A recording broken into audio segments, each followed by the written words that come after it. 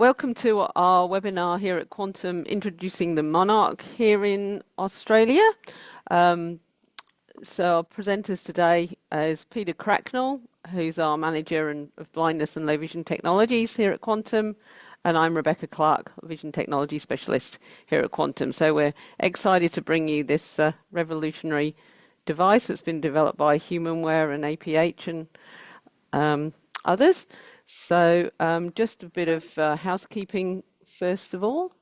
So I'd first of all like to acknowledge the traditional owners of the lands from which this webinar is being presented today and pay respects to elders past and present. And for myself, that's the Darug people here in northwestern Sydney area.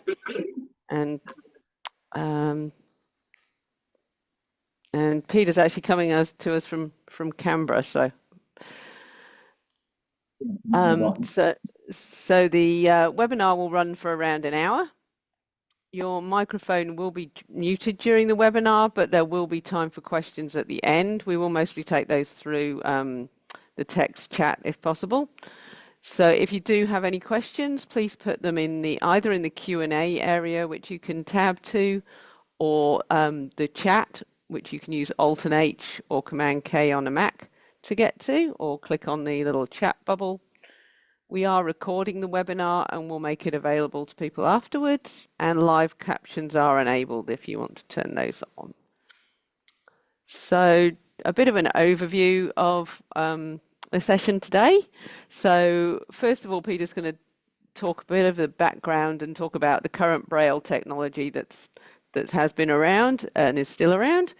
Talk a bit about traditional textbook production, and then a bit of an introduction to the Monarch, background in its development, and where it's come from.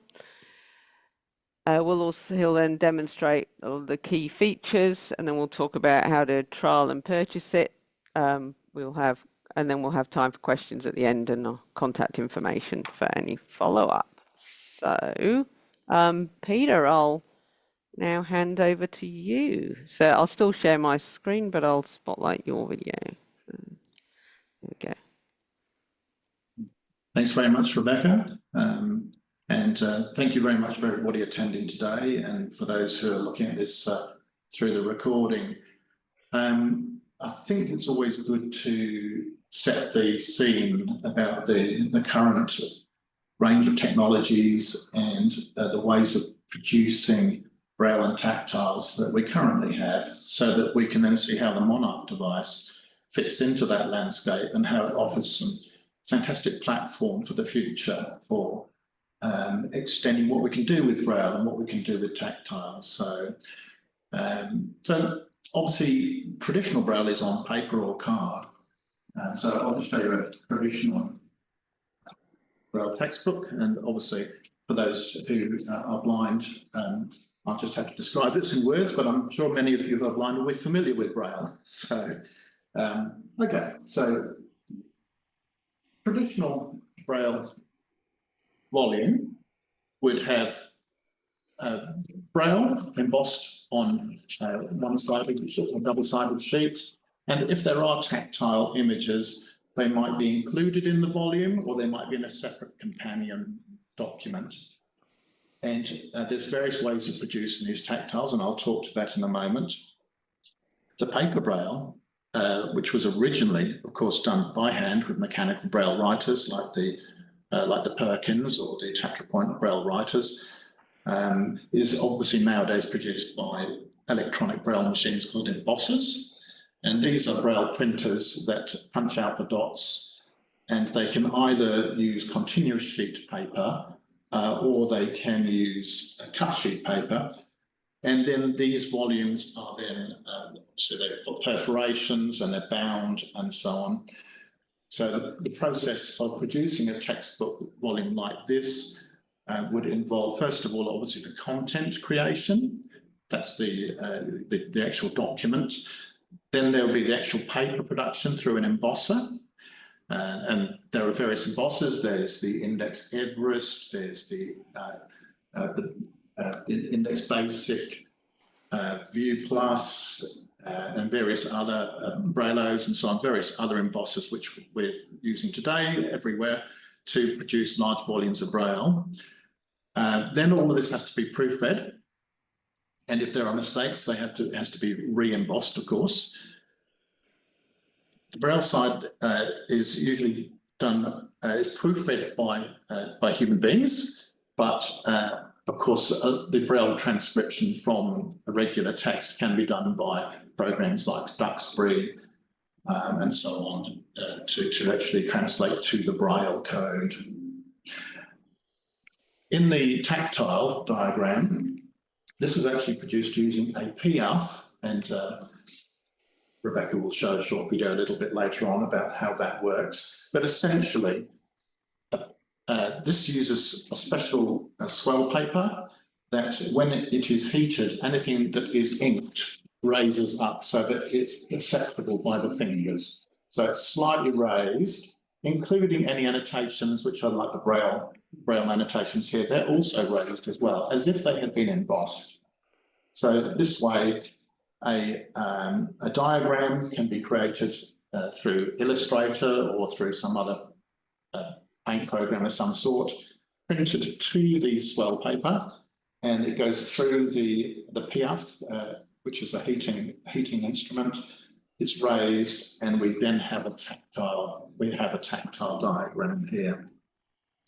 That is one method of producing a tactile. Another method would be to use a new device called the Tact Plus. And the Tact Plus is a regular sized printer, and it has a heating element like a laser printer. And you can print direct from Microsoft Word or from the PDF Adobe, and it will actually generate an exact facsimile of the original document, but raised. And I think for those of you that can see, it's got a slight swelling there. Yeah. And you can adjust the height and thickness of that swelling depending on how black what color ink you are using on your original Word document. And if you are using a braille font, that will also get raised as well. So the Tact Plus is another way of generating swell tactiles. Another way of producing tactile diagrams is using an embosser. So for example, the View Plus or the Index Everest embosser, they can go into a graphics mode and they can actually punch the dots closer together so that you can take a graphic image, put it through a program like Picture Braille, and it can then emboss the dots.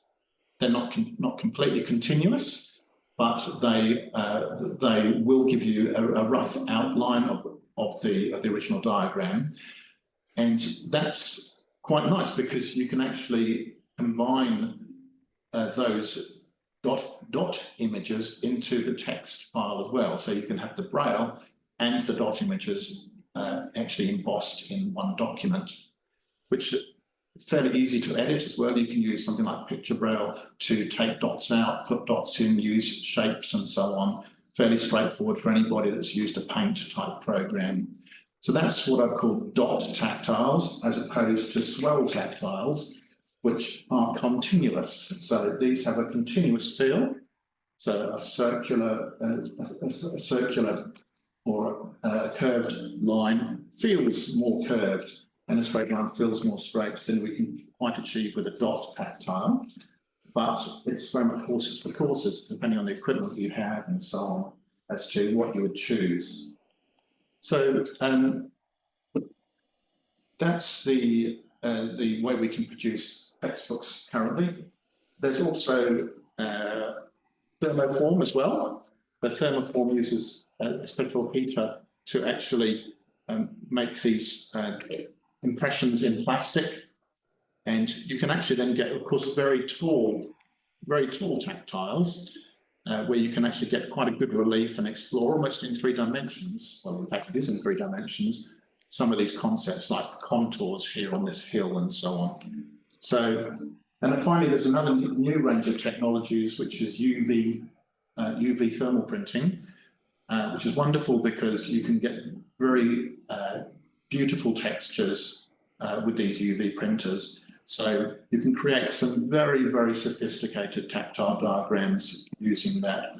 And finally, of course, we have 3D printers. So 3D printers can create three-dimensional objects from their drawing programs. And that's very exciting, where you can actually perhaps have, say, the anatomy of a bee, and you can actually feel the shape of the bee, pull it apart, feel the wings, and so on in 3 dimensions. So we have 3-dimensional with 3D printers, and we have, if you like, almost 3 dimensions with the thermo, and then essentially 2 dimensions with either the dot graphics or with the swirl paper type graphics.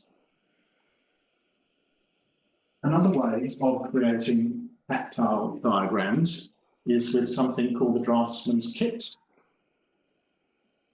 And this is essentially a piece of cellophane, I'm not sure it's cellophane, but anyway, which is stretched out over a rubber pad, and it allows you to use just a regular biro, and you simply press a little harder than you normally would. And not only does it draw on the cellophane, but it actually scores it so that it actually creates a tactile feel. So with this kind of tool, which is no batteries, no windows, it's just pure pen and paper essentially, a blind person can actually draw shapes. They can add extensions to the shape. And as a teaching tool with a teacher or a parent, this is great because you can actually start to explore the concept of tactile creation and tactile expression at a very early age. Rebecca, I don't know if you could play that Piaf video just to show the process of the swirl paper. Yes, let me just see if I can get that playing. There we go. Is that playing? Yeah.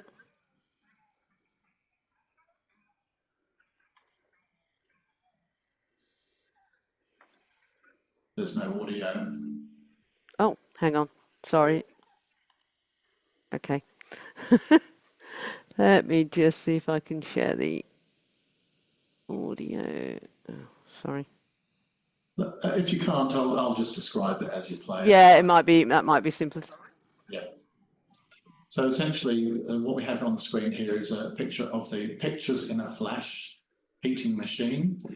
It has an input tray and an output tray.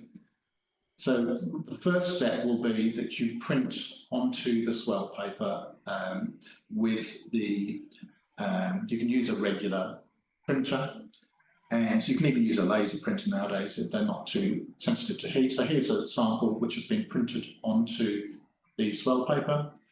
It's then fed into the input tray, and there's a heating element which actually raises all of the black areas on the sheet. I think Rebecca's about to feed that through now. So it's like a conveyor belt. The heating element heats up, it pulls it through. You can adjust the heat and so on if you want stronger lines. Sometimes you need to do 2 or 3 passes to get the thickness of lines that you need. And then that's produced the tactile, which you can then perforate and include into a textbook and so on. So we've got an image here of some clocks and so on. So that's the pictures in a flash machine. It's around about $1,900. I'd like to put those sort of prices in as we go. So just put out of interest, the draftsman's kit is around about $450. Mm-hmm. And of course, textbook production depends on a lot of people and bosses and proofreaders and so on. So obviously, that's quite an expensive process. Now, finally, I need to talk about electronic braille. So I have here an example of an electronic braille display. This one is the Focus 14, and it has 14 cells of braille. So I'll just try and angle it so that for those of you that can see on the screen, little plastic pins pop up.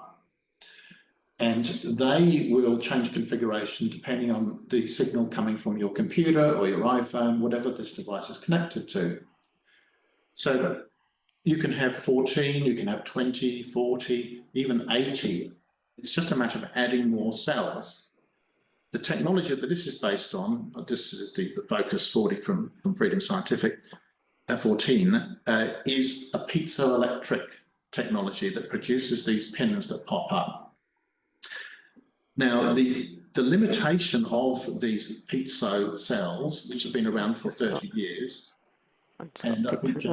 yeah, I've got a picture of that on the screen.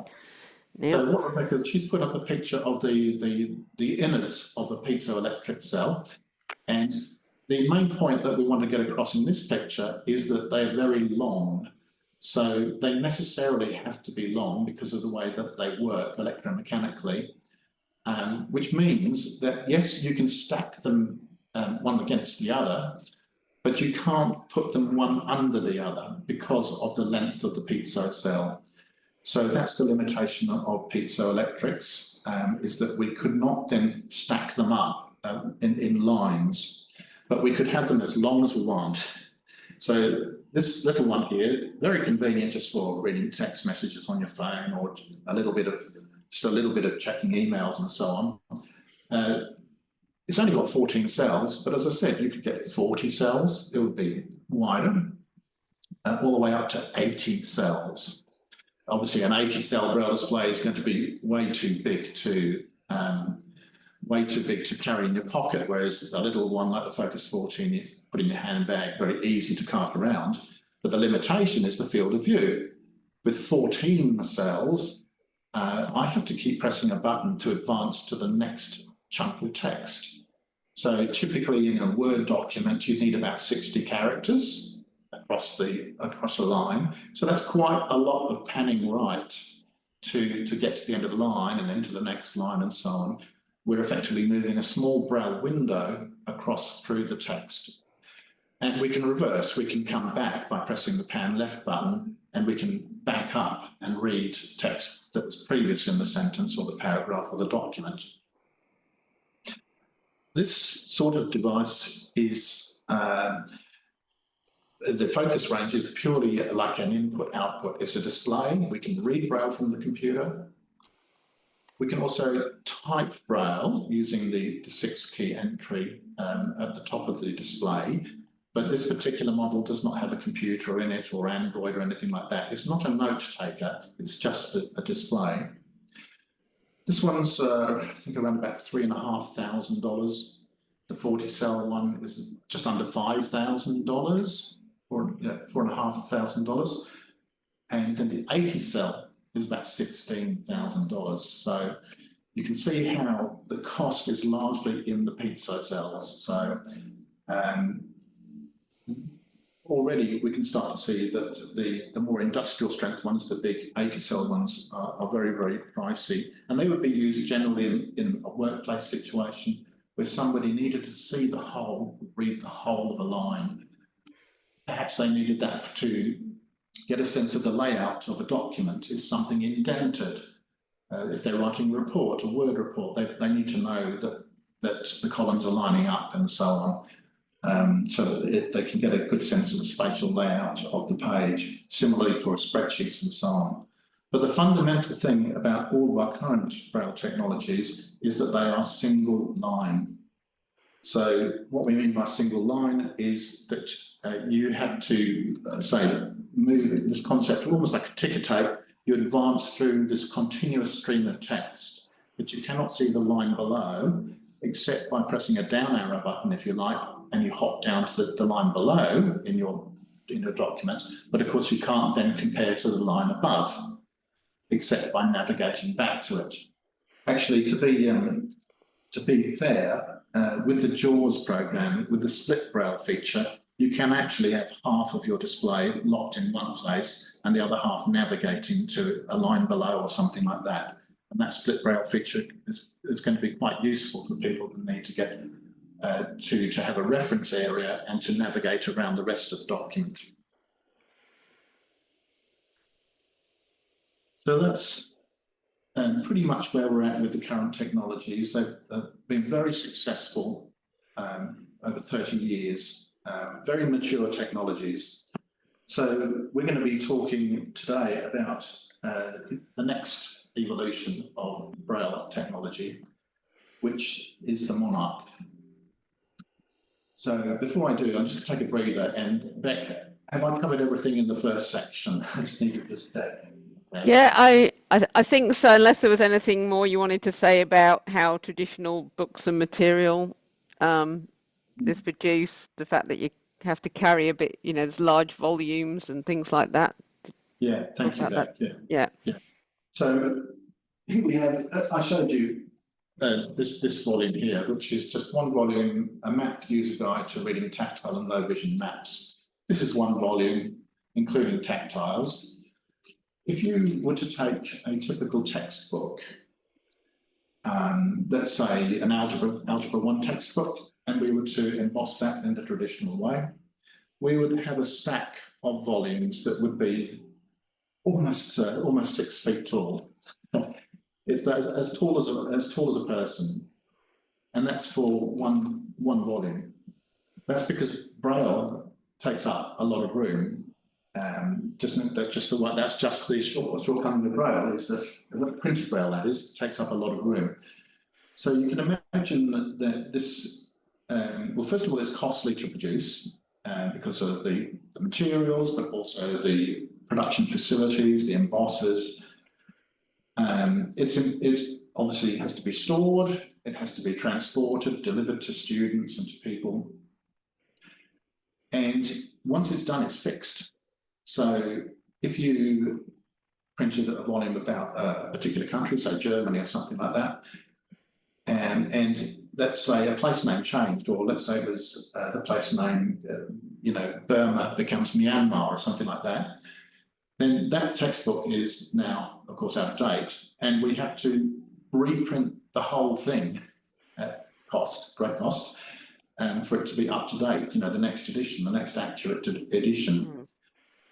So that's one limitation. I know it's a limitation of regular textbooks too, regular print textbooks, but the difference in production is enormous when you've got something that's as high as a human being that you have to then reproduce and send out.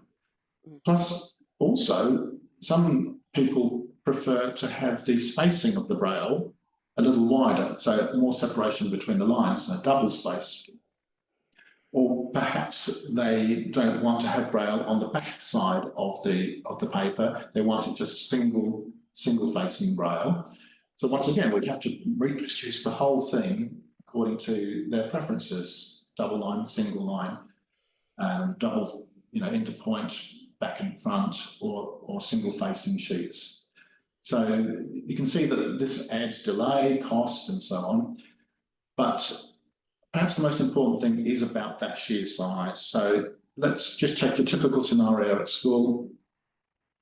And this is true, this is what many people have said to me. They've turned up at school with their Algebra 1, their suitcase full of Algebra 1 volumes. Oh, the maths teacher's not on today. We've got a relief teacher, and we're going to be doing quadratics today instead. Of course, that's at home. So, whereas if it was electronic, we could simply download the electronic version and read that. Or perhaps the teacher might have printed off handouts or something like that, just on the spot. So the point I'm making is that with traditional braille textbook delivery, there are a lot of downsides in terms of responsiveness, getting materials to people on time. Sometimes the materials arrive after the lesson.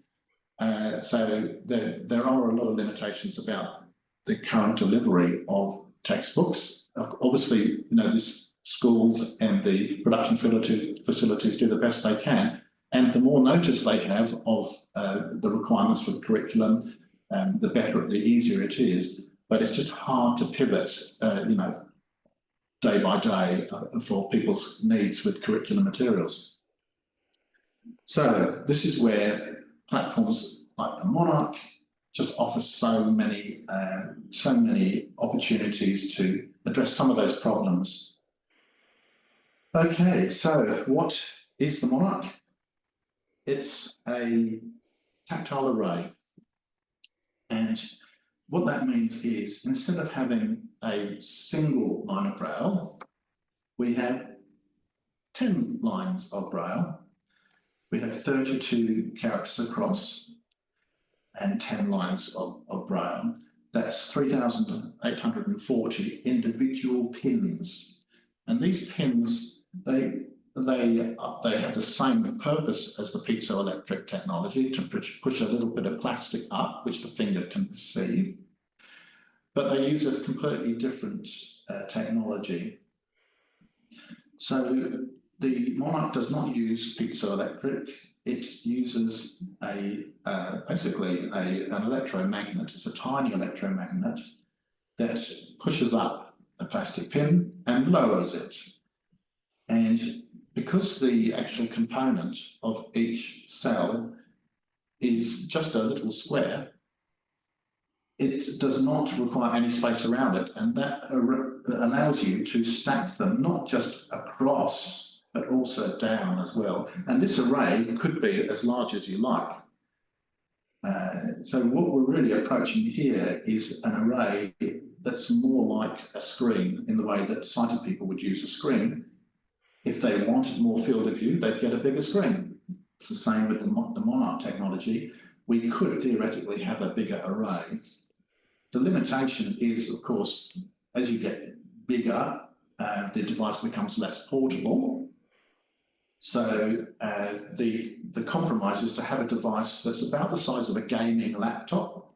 I'm just going to give you the dimensions. So gaming laptop, yeah, so around about 40 centimetres side by side, 27 centimetres front to back, and about 4 centimetres thick.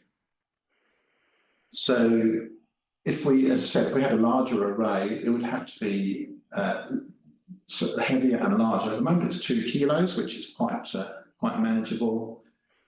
It is protected by a flap, a case. It's got a nice soft case around it and a flap to protect the screen, so that all up it can, I'm just going to move it. So it's normally rested flat on the table. I've got it raised vertically on this screen so that you can see. And what I'm going to do is I'm just going to zoom in a little bit for those of you who are able to see.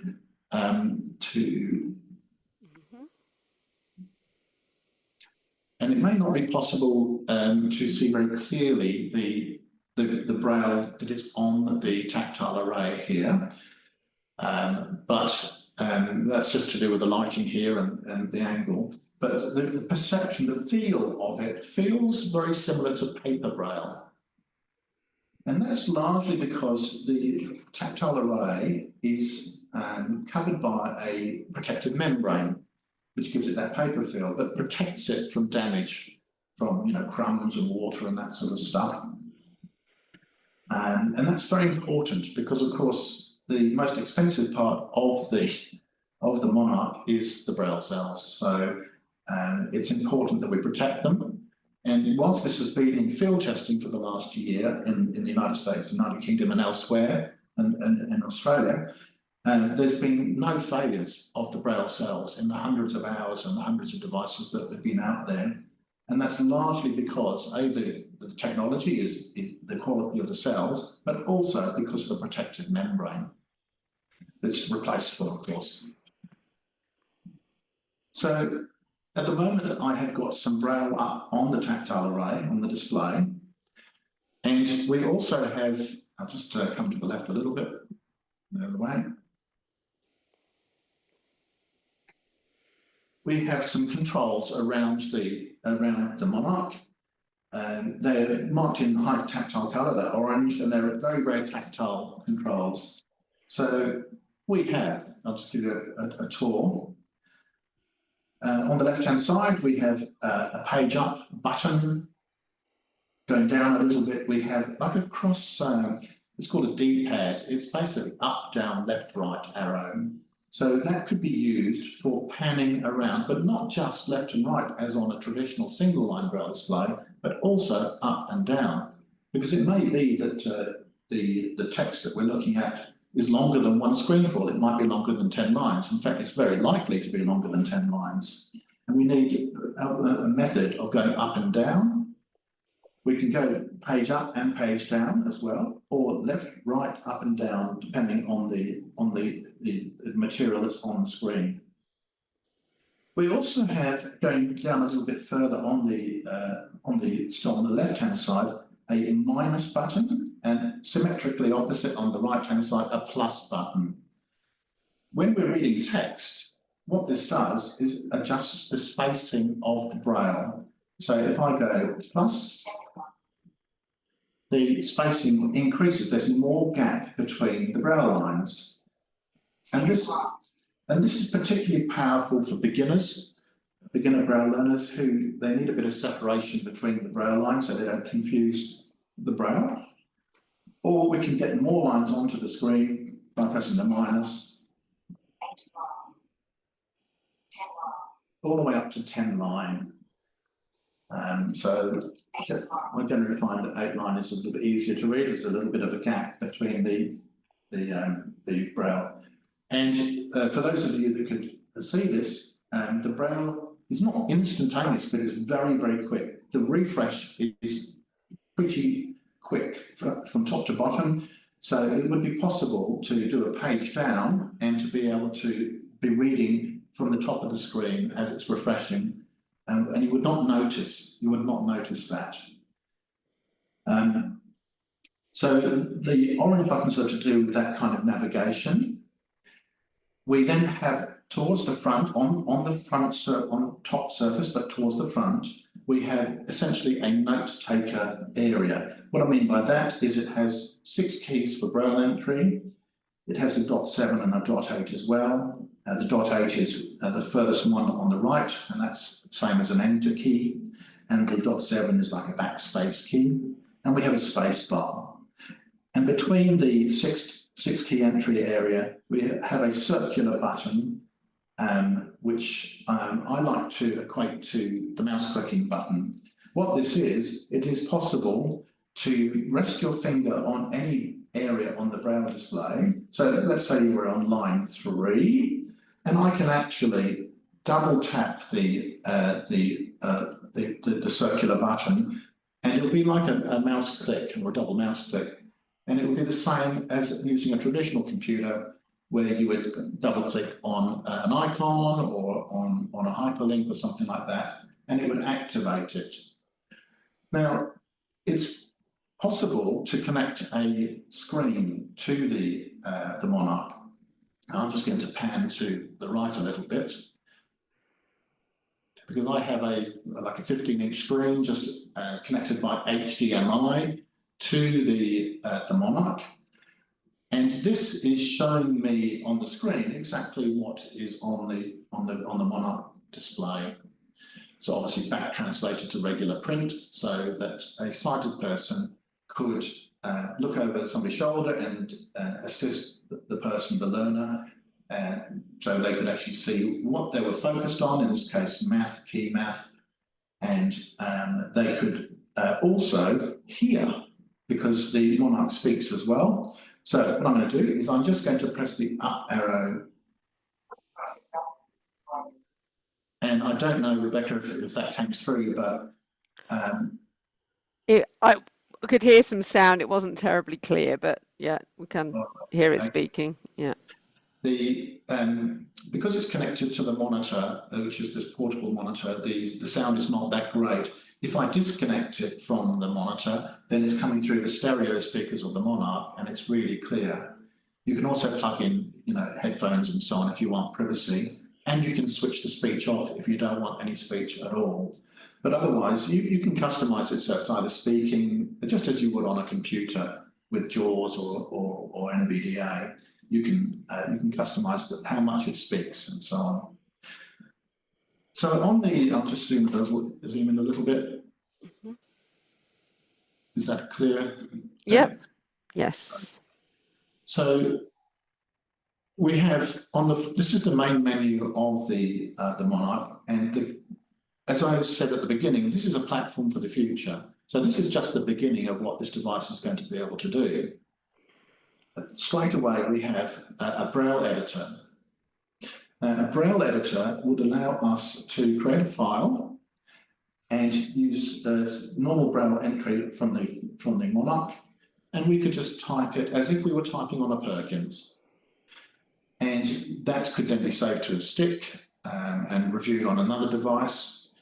I think the great application for the braille editor would be where you need exact spatial arrangement. So an example of that would be, let's say you're doing arithmetic and you needed to show everything lined up perfectly. So everything that you would have done on a Perkins or a Mountbatten to line stuff up can be done in the braille editor here. Similarly, if it was, say, braille music, you were working with braille music, you might want to enter the top line, the treble clef, and then have the bass clef on the next line.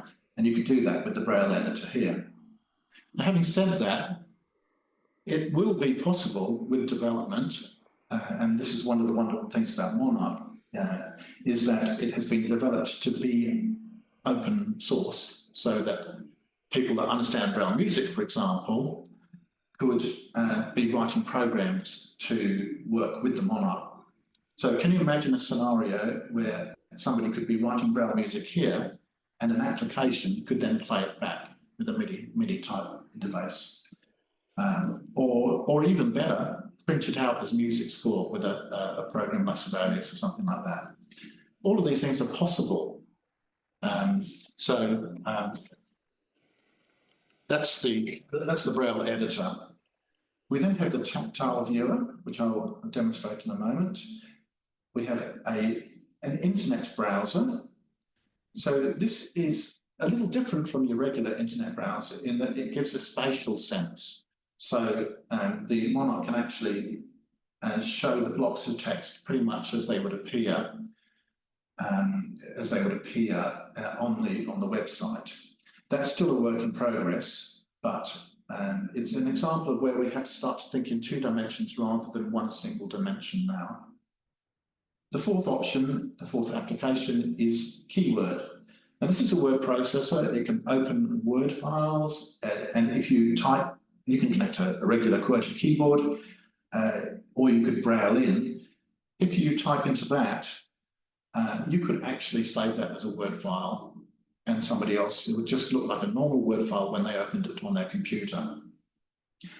And of course, it has find facilities and all of those regular things you'd expect in a word processor.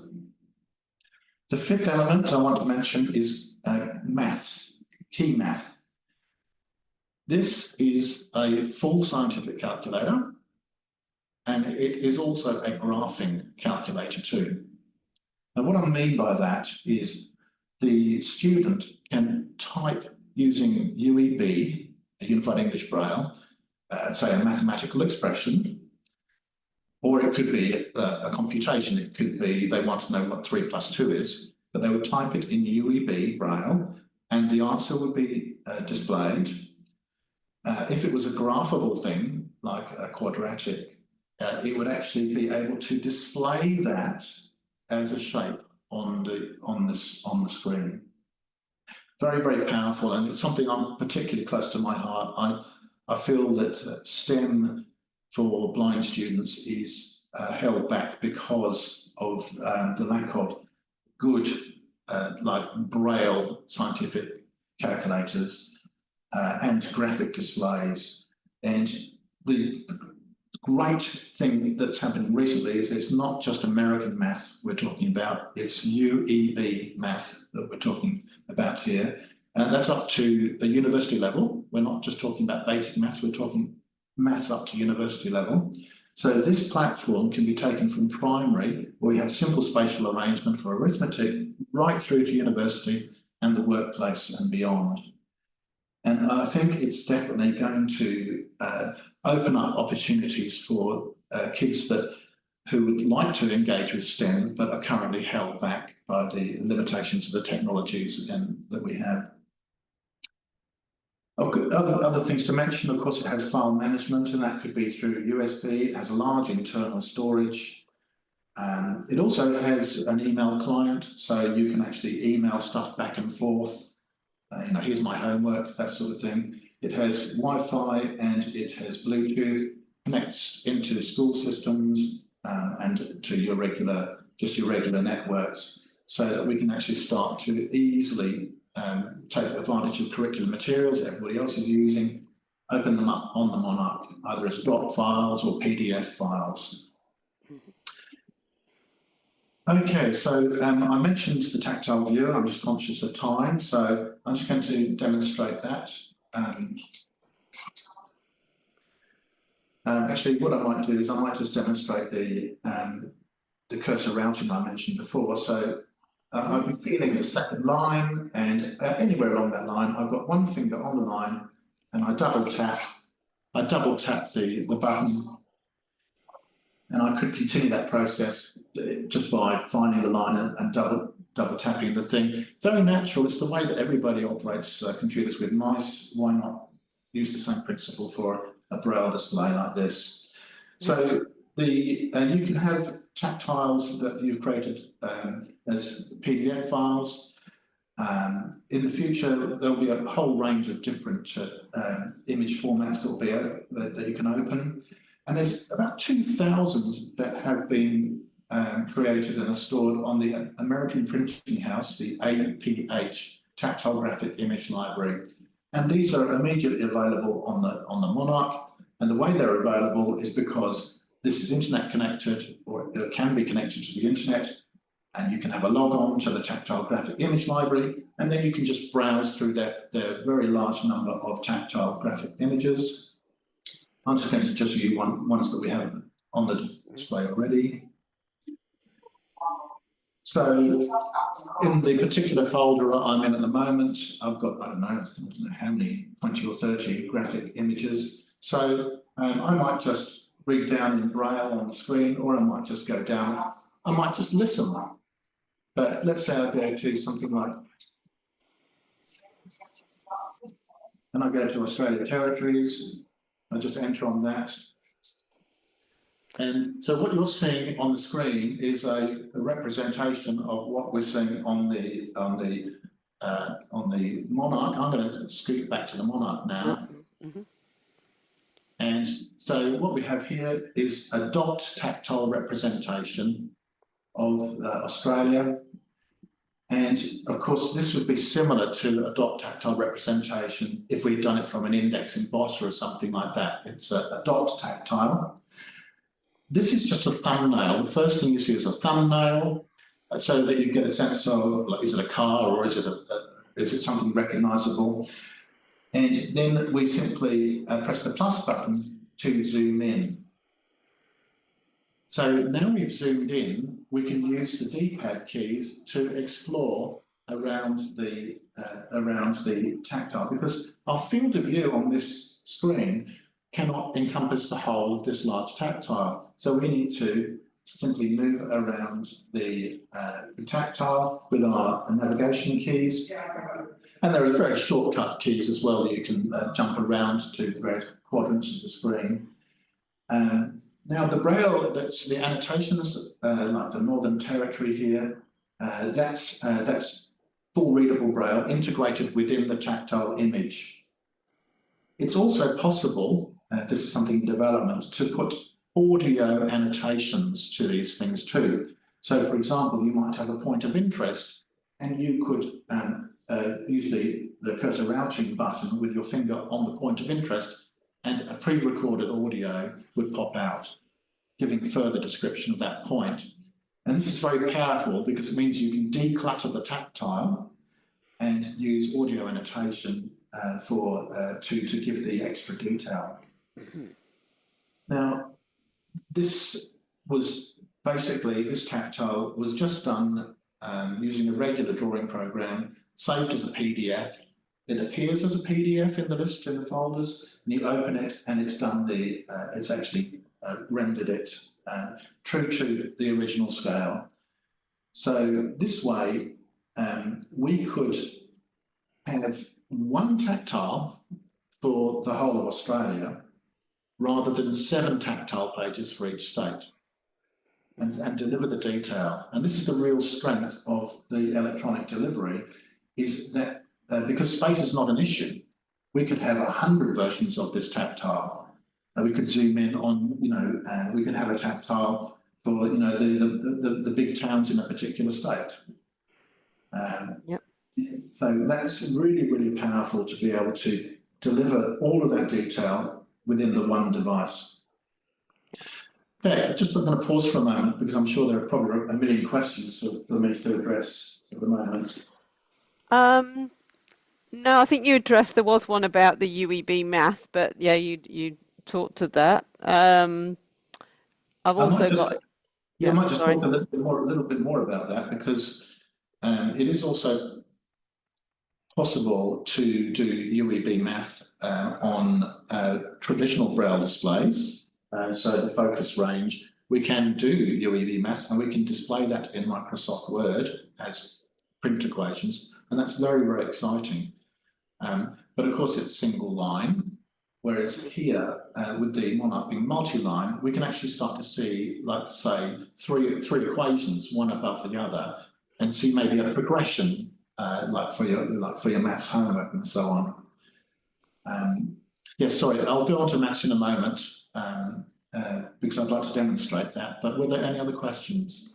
Somebody said, does it convert math from textbooks that may be in an image? It does not on its own do that. There are ways of doing that. So, for example, if you use a program called MathPix, you can actually capture an image-only expression, say the quadratic equation or something like that, and you can save that as MathML, and then it can be opened in the Monarch just by using either by USB transfer or emailing the MathML. And then it would actually display that in UEB mathematics correctly. Right. Yeah. Oh, there's a question about headphones. Is it via a jack or Bluetooth? I assume it's either, because I think it's got the Bluetooth. It does have Bluetooth, yes, Yes. and it also has the 3.5mm audio jack on the side there. Yeah. I neglected to mention that at the front surface there are 3 remaining buttons. One of them is the main menu. I'm just going to press that now. It's a circular button in the middle. And that pops us straight back to the main menu. And then we also have a back button, which is a triangle pointing to the left. So if we were down 2 or 3 menu levels, we can just back out step by step using the back button. And finally, we have an application button. You might have 2 or 3 applications running at the same time. And just like Windows task switching, you can just jump between the open applications. That's it. It's really, especially when you go through the inbuilt tutorials, which were designed by American Printing House, it's very easy to get people up to speed with the Monarch. And I've seen this in action. We've done field testing. We've put it in front of people, and they've been teaching themselves how to get around the Monarch. Very, very, especially anybody that's used any sort of up, down, left, right sort of navigation. In fact, it's interesting that what we've found is that some of the concepts that sighted people take for granted, like horizontal scroll bars and vertical scroll bars to move around a portion of an image, were not familiar to many blind people. And this was a new concept that the Monarch opens up, that you can actually have an indicator, a scroll bar, that shows you where in the total field of view you are. Are you in the middle? Are you to the right? Are you to the left? And so on. So there are some new concepts to learn which are about spatial arrangement. Yep. One other thing that was part of a question, answer to a question, you're talking about the formats that you can open in Tactile Viewer. Of course, you can also open JPEGs, PNG, and BMP files as well in the Tactile. Correct. Yeah. View, yeah. And the Monarch team are working on the SVG format as well, which would be something that would be very desirable, because that's a scalable format that which will be where we want to end. So I'm just going to do a quick demonstration of the math. So I'm going to go down to the e-math. Press enter. And I know it's a little difficult to see here. I'm just going to go onto the screen rather than the Monarch. Might be a little easier to see on the screen. Yes. Yeah, I can see the graph plot now. If you go up a little bit. Okay. This is using Desmos technology. So what it is I think, taking a step back, let's imagine a real scenario. So we have a student in maths class, and they've got a laptop, and they've got a Monarch, or they have a monitor like this portable monitor I have here. So the teacher is just going around the class and looks over Peter, my shoulder. I'm the braille student. Let's pretend, the math student, the braille math student. So I'm using braille as my medium. That's the way I'm writing and reading. The teacher doesn't know braille. The teacher knows maths. That's the maths teacher. But they're looking at the laptop that's connected to the Monarch, or they're looking at the monitor that's connected to the Monarch. And so they don't really care what keys the student's pressing. They just care about the maths. So I'm just going to, I may have to actually drop this flat because it's a little hard to do it. The other way, bear with me a moment.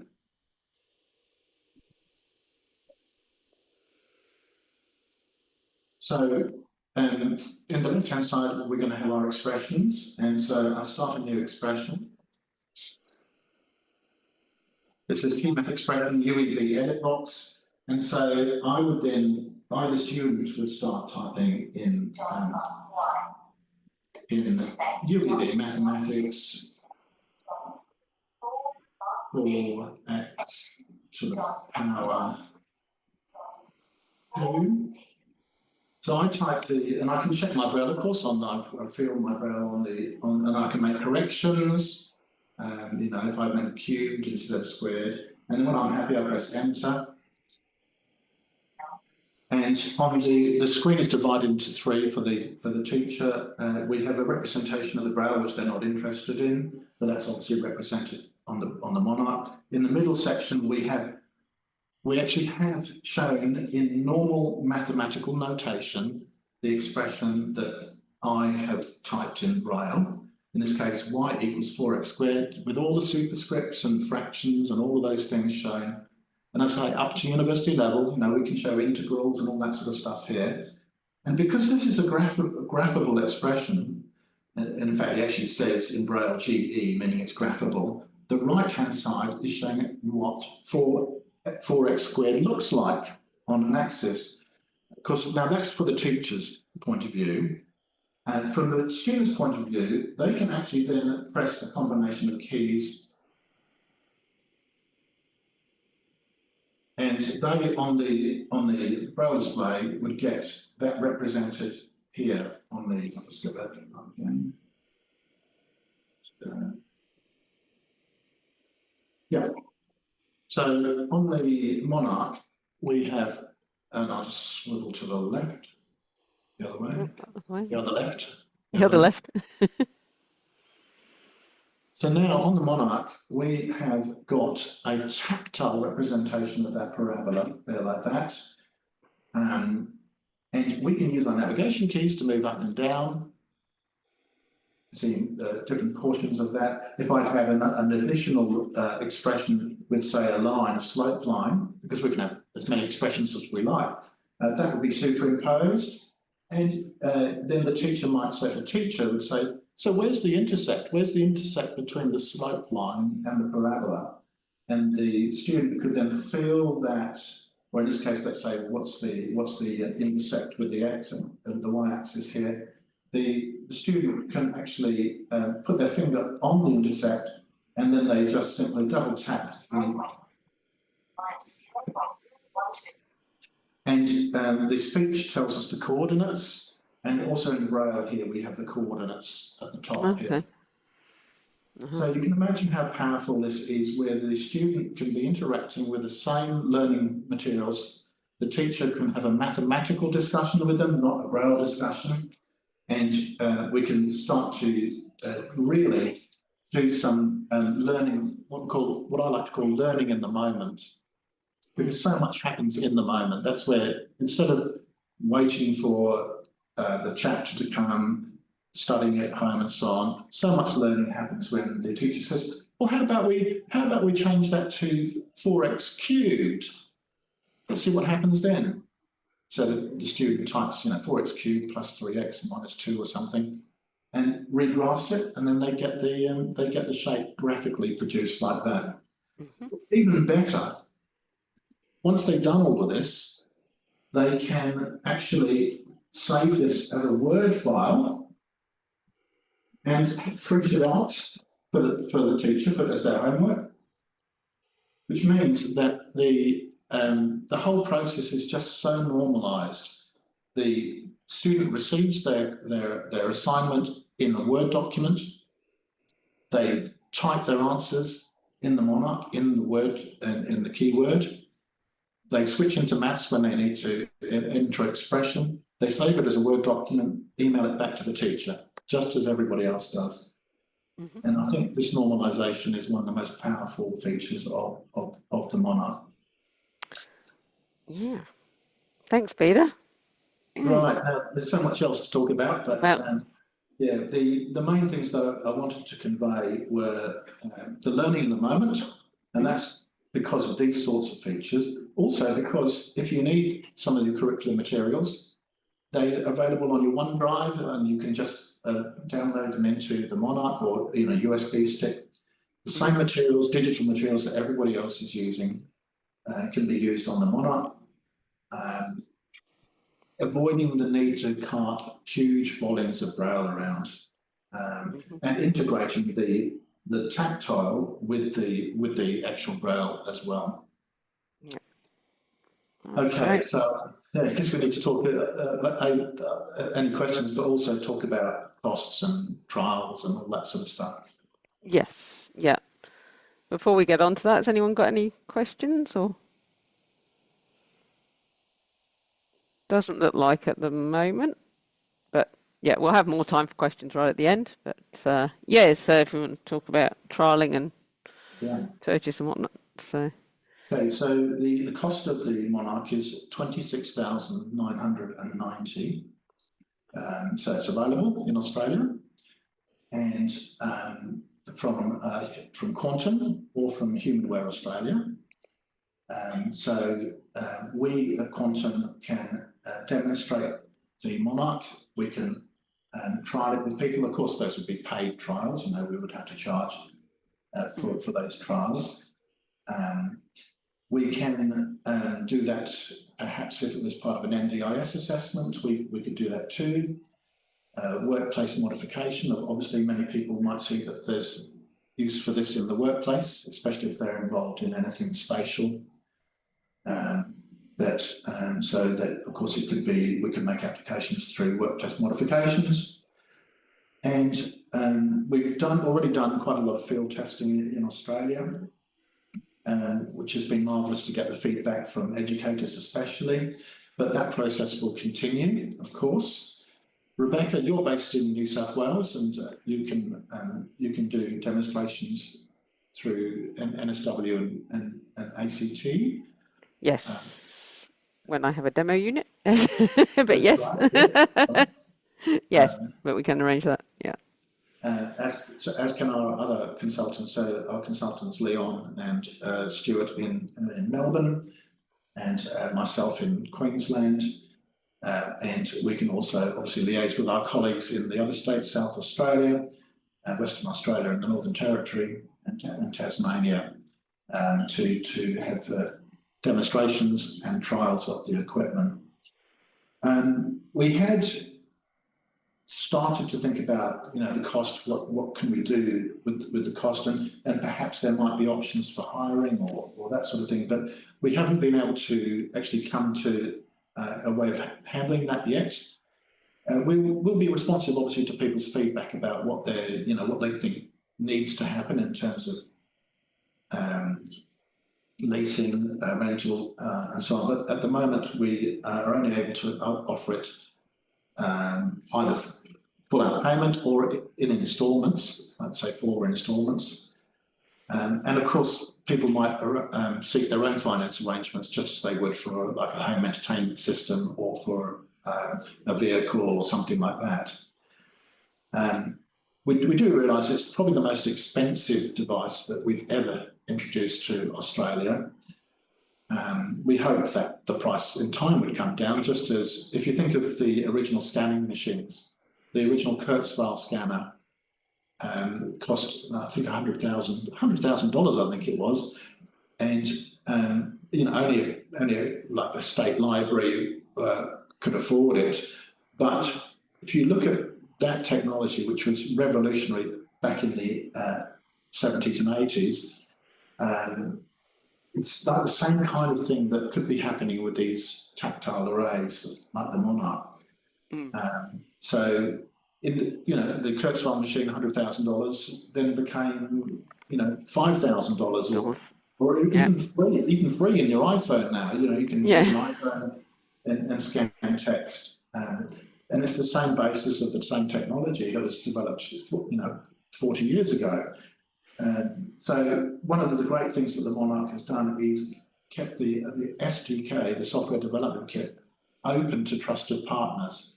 So American Printing House and Humanware and Quantum, we can partner with people who have got expertise in certain areas. For example, let's say it was braille learning materials. Let's say there was a braille learning course. We could get somebody that is an expert in that to work with a programmer to develop a digital version of that for the Monarch. Games are so important. The Monarch comes with chess, but you can imagine many other spatial awareness games that could be developed for this, maze games or anything which would engage young people with braille and with tactiles. So we think that by keeping it open, it's going to really expand the possibilities in the years ahead. And I should just mention before I forget, the American Printing House team and the Humanware teams are working on this being a braille terminal. Yes. So what that will mean is you can connect it via JAWS or NVDA to a computer and have a spatial representation of the page, the spreadsheet of the email, in a true multi-line format, so that you could be exploring a spreadsheet and you could actually see the shape of the columns. You could look at it, you could be writing a report and you could make sure that everything lined up beautifully. And that would be possible with the braille terminal protocol that's being written, and we hope will be with us in 2025. Oh, great. So that's great. So thanks, Peter. We had actually had some questions submitted in the registration form. So if it's okay, I might just go through some of those if we've not addressed them or you've not addressed them as yet. So we did have a question about whether it can be documents can be printed from the device. So they would need to be transferred to a computer, but that can be done via either USB drive or actually a USB cable to then save the documents to your computer and then print it. But they are working on a wireless file transfer for it. But you could also, if you connected it to the internet, upload it to, say, Google Drive or on other print service. So, yep. There was also a question about, does the device only use English and can other languages be brailled? They do, Humanware have said that they do support all Duxbury languages and learning tables. So for reading and writing, the actual device localization is limited to English, Spanish and French, so that would be like the menus and things like that, Yes, that I would be the assume. menus But for yeah, that's right. Yeah, French, yeah, Spanish, and English. you Yeah. need to, yeah. But yeah, in terms of the languages using Braille, it's yeah anything that would be available in something like Duxbury, then you can do that.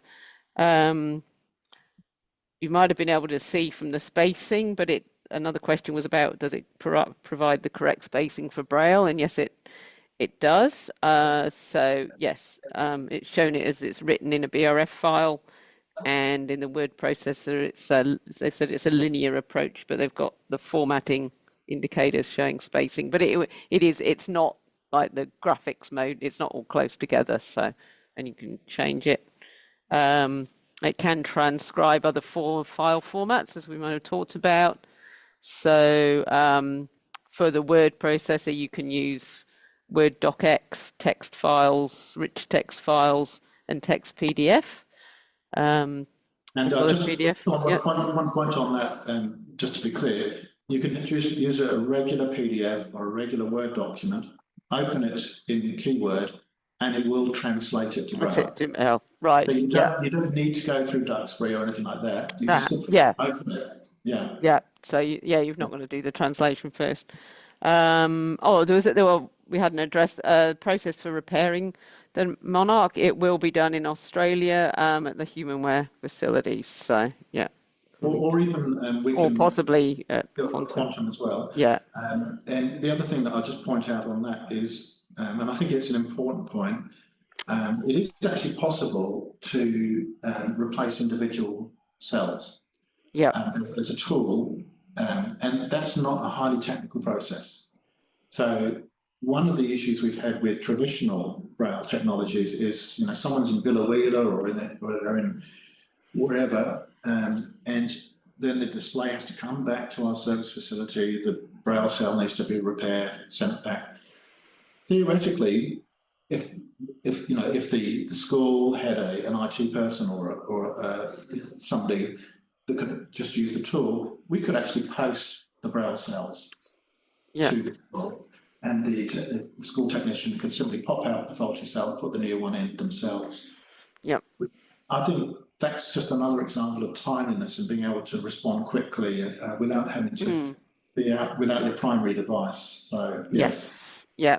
And also as I understand it, like the actual membrane is replaceable. So if that, gets worn over time, then I mean, it seems pretty robust, but it is, relatively easy replacement if as needed. So, and it would definitely, extend the life of the cells. Whereas, with the piezo ones, there's obviously holes that, over time when you're using that they do need servicing and whatnot. So yeah, hopefully that cut down on that. Yeah, so people had asked about whether NDIS would fund it. Technically, it's a Braille device. It would really just be the cost and the reasonable and necessary criteria that would have to be addressed. Obviously, it's a lot more expensive than anything else, but yeah, Yeah, we don't know how that would go. But yeah, I would add to that NDIS have funded things like embossers, which cost $8,000 and yeah, above. They've funded Mountbattens as well, especially in the early Braille learning space as well. yeah, I think that as learning materials learning courses get added to the Monarch, that would be a strong case for NDIS for early Braille learning as well. Especially as it doesn't stop there; it can be used for many other things. as well. Yeah, and yes, it can be used obviously by adults because we've had a question about that. Somebody had asked about it being used in the hospital sector. Not 100% sure of the context of that. There's no reason why you couldn't, but yeah, I think they were looking at it as a therapeutic device, so there's probably limited context there. But if that, I'm happy to get in contact with people individually about any specific questions. So I think that's addressed the ones that were sent through. Has anybody else got any questions? Sorry, I don't realise we're a bit over time, but happy to answer any other questions. Oh, yeah. Someone's just raised their hand. Sorry, let me see if I can let you speak. Yes, David? Oh.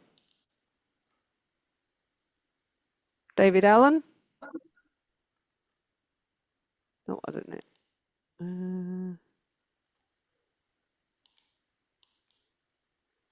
Okay, hopefully you're able to unmute. You just got your hand raised.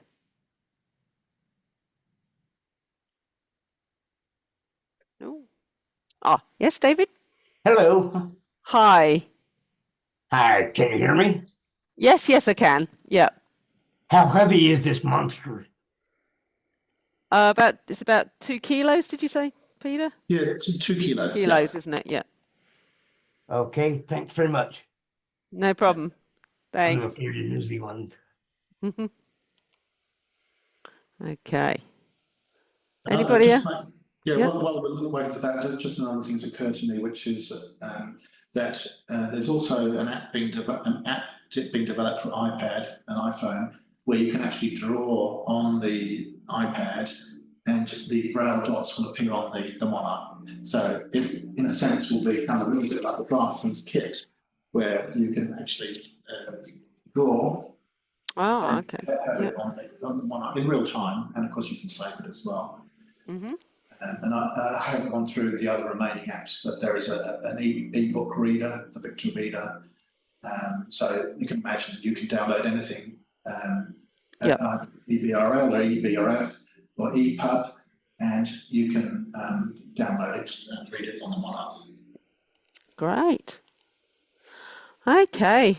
Well, thanks everybody for it. Oh, so is there a bag and strap that comes with it? Does it come with a bag? It comes with the case, which is a case that it kind of folds in on itself to protect it. Oh, that's right. Yeah. Yeah, but no, we don't yet have a purpose-built backpack or anything like that for it. Very happy to receive your feedback on that. What would actually work, especially going from class to class or home to school and so on, given the cost of the device and so on. Very happy to receive your feedback on this and any other suggestions for improvement that anybody has. Yep. Great. Thanks, Peter. Thank you. Okay, so if there aren't any other questions, I'll just put up our contact information for Quantum. So just bear with me. Here we go.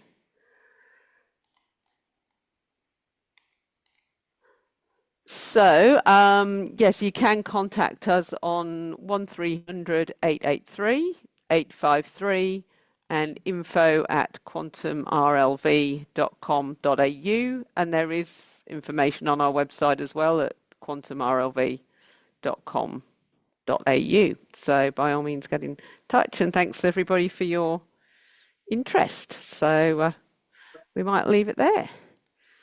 So thanks, Peter. Thanks very much. Cheers. Thank you, everybody.